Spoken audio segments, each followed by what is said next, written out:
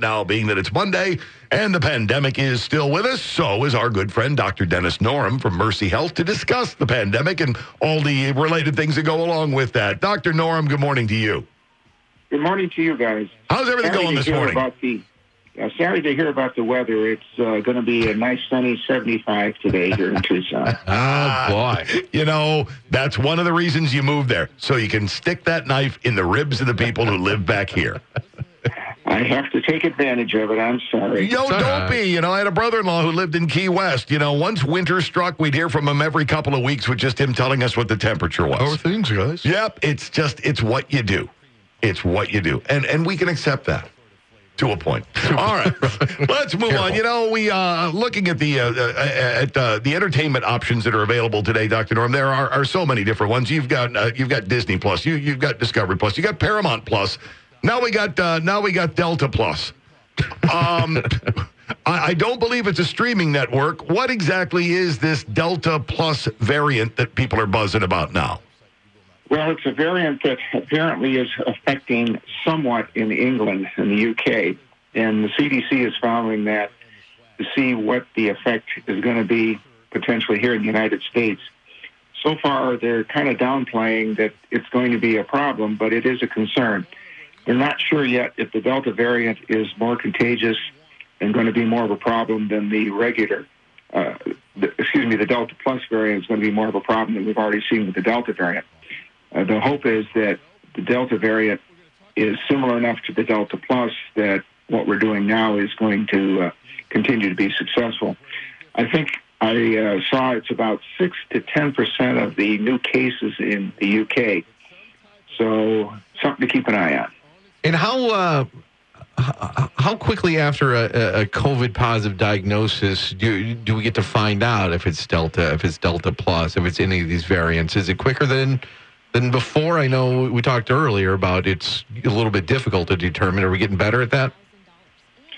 I think we're a little better at that. I think you could probably expect that within a week or so they can identify these new variants.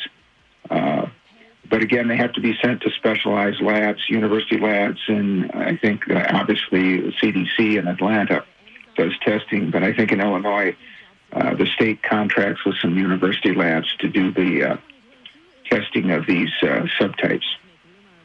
Yeah, it's just another one of those. I saw when the buzz started. You started seeing Delta Plus, Delta Plus, Delta Plus, Delta Plus. Now, at this point, it's primarily confined to Britain? That's my understanding. I don't believe that it's a problem as a significant outbreak in any country. I believe it's been identified in some other countries in Europe. But again, it's just kind of sitting back there waiting to see where it's going to go. Is this more lethal, more contagious, more affecting different groups than previous variants, or do we not know quite yet? Don't know yet. Okay, we're waiting. Don't have the info yet. But it is something, of course, we will continue to gather information on because, like I said, it seems to be the buzz now in COVID-19 talk. Speaking of, I don't know if you saw this or not, but interesting release saying COVID-19 hospital airborne transmission prevented by air filters, according to a study that is making that suggestion. Well, that's encouraging. Now, there was a thought that HEPA filters that would screen out the very small aerosols would be effective. But again, it takes a while to actually come up with a good study that would indicate that that's the case. So that is encouraging that filtering the air with good filters can be effective. Yeah, Nature recently reported on the study, currently not peer-reviewed, to be the first to demonstrate how portable high-efficiency particulate air, that's HEPA filters, can reduce hospital transmission of detectable airborne COVID-19 virus in a real-world setting. Again, a very, very encouraging fact. And I think it's consistent with the fact that we know that Delta has been able to spread much more rapidly and certainly much more frequently on aerosols. You know, at the beginning, we were all concerned about droplets, but aerosols are probably the main problem with the Delta variant. Boosters, a lot of booster news popping up recently. Yeah. The term mix and match, keep hearing that a lot. I think that's something we've talked about a lot on the show previously. Should you, if you have the J&J, should you go get the Moderna? It sounds like that's where we're pointing towards. Who's approved for a booster, and do we know what flavor we should be getting? Good questions. As you probably know, this past week, very busy at the FDA and CDC. They've approved boosters for Pfizer, of course, which was already approved. Moderna is now approved, and J&J. What they're saying is you should get a booster for Pfizer and Moderna at 6 months.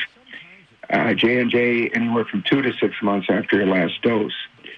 And they allow people to mix the boosters. So the question is, should you mix the boosters? What's the upside? What's the downside? And after discussing this with some of my colleagues, one colleague of mine actually did the mix of the booster, I think it's a reasonable thing to consider. I don't know if there's any advantage to mix the messenger RNA, the Moderna, Pfizer. There may or may not be an advantage there, but there's clearly an advantage if you've had J&J to take a messenger RNA vaccine, Moderna or Pfizer. Even though the FDA isn't recommending that, I think that's a very reasonable thing to do. And you'd say, well, what's the downside? Well, the downside is you know what your reaction was to your initial vaccine. So I think most people have confidence when they get their next shot, they know what to expect. Once you mix the vaccines, you may or may not have a more aggressive or a worse reaction. That's probably the only downside. If you're coming from an initial J&J vaccine and you do switch over, is that still just a one-shot booster, or are you doing the 2 shots? Just a one-shot booster. Okay. All right. Good to know. Yeah, you need a scorecard to keep some of these straight. Yeah, and one more scorecard. You said, if you have the J&J, your booster is being recommended from 2 to 6 months. Is that something you talk to your doctor about?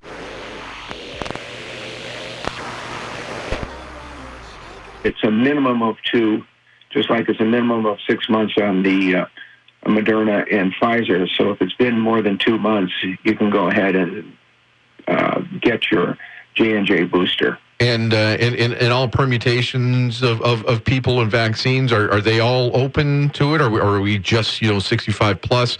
Who's available? Who can go sign up for one today? Well, J&J was only approved for 18 on up, so you have the people that have J&J would be 18 on up. Everybody else was approved for the 12 on up, and so that would be the only limitation, would be the age-related situation. Okay, and I guess just one more. Are we waiting for a note in the mail, or is this a proactive move by those to get the booster shot? I think people should feel free to go get your booster. If you're eligible, go get it. Okay. You can get it virtually anywhere now. Any pharmacy, I think, has it. Certainly the big pharmacies have it. I know our health system has rolled out booster clinics that employees can show up and get their booster. So be proactive. Go get it. Yeah, don't wait for a call. Don't wait for a note in the mail in case that's what you thought the protocol was, that someone would call and let you know, or you go to the mailbox and go, oh, it's my turn. Feel free to go ahead and be proactive, doing your own math on when you go back from when you got your initials, right?